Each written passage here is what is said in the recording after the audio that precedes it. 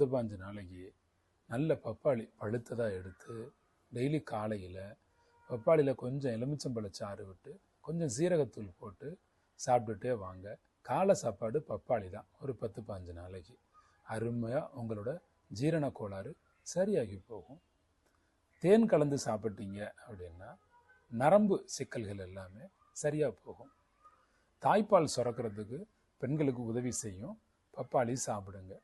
இந்த பப்பாளி பொறுத்த வரைக்கும் பிடிக்காதவங்கன்னு சில பேர் இருப்பீங்க, அவங்க வேண்டாம். நல்ல ஸ்வீட்டாக பிடிச்சவங்க இருந்தீங்கன்னா நல்ல ஸ்வீட்டாக எங்கே கிடைக்குங்கிறத தேடி கண்டுபிடிச்சி நல்ல பழுத்த பப்பாளி நல்ல நிறத்தோடு வாங்கி நல்லா சாப்பிடுங்க.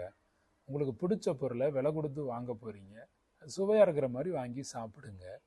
அதை மதிப்பு கூட்டி நீங்கள் சாப்பிடும்போது தான் உடம்புல போய் அது வேலை செய்யும் பாருங்கள். பப்பாளியை தனியாக சாப்பிட்றத விட எலுமிச்சம்பழச்சாறும் சீரகமும் சேர்த்து சாப்பிடும்போது செரிமானத்துக்கு பெரிய அளவுக்கு உதவி செய்யும். குடல்